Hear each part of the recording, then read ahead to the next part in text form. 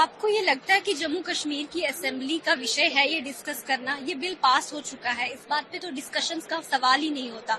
इनकी एटीएम मशीनें बंद हो गई, इनके अपने घर चलने बंद हो गए वक्फ के नाम पे।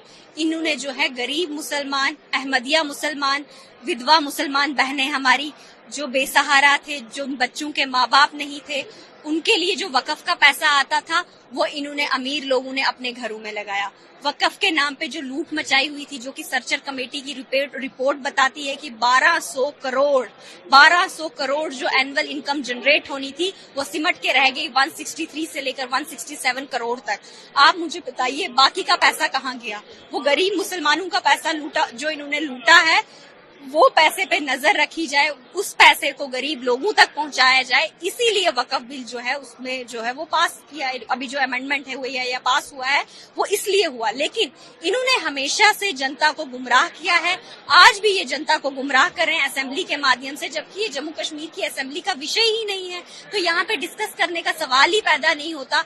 तो आप मुझे बताइए, ये काले झंडे दिखाना, ये असेंबली में वॉकआउट करना, ये पेपर फाड़ना, ये क्यों कर रहे हैं? ये सब ये सिर्फ और सिर्फ जनता को गुमराह कर रहे हैं, क्योंकि इनके अपने घर चलने बंद हो गए। आप मुझे बताइए, वक्फ के नाम पे जम्मू कश्मीर में ये नेशनल कॉन्फ्रेंस और कांग्रेस के जितने एमएलएज, जितने मिनिस्टर, इवन इनके चीफ मिनिस्टर को भी देख लो, मुझे नहीं लगता इन्होंने वक्फ के नाम पे कोई भी लैंड डोनेट की होगी।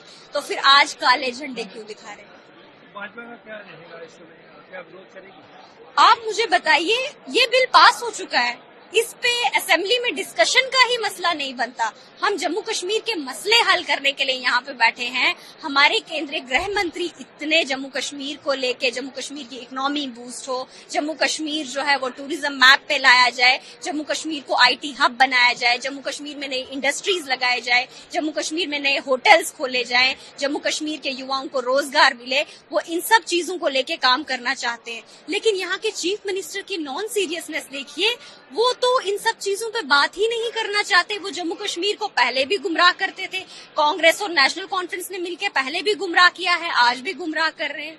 तो इस तरह की चीजें नहीं होनी चाहिए। जो बिल सेंटर में पास हो गया उस पे डिस्कस करने वाली अथॉरिटी जम्मू कश्मीर असेंबली नहीं है और यहाँ डिस्कस नहीं होना चाहिए। ये पास हो गया है, सिर्फ अपनी एटीएम मशीनें बंद होने के लिए ये गरीब मुसलमानों को लूटते थे और इसीलिए आज ये काले झंडे दिखा रही है, क्योंकि इन्होंने खुद तो कुछ भी डोनेट नहीं किया होगा। Even chief minister Omar Abdullah ji ने भी वक्फ के नाम पे कुछ भी नहीं डोनेट किया होगा, तो फिर इनके एमएलएज हंगामा क्यों मचा रहे हैं?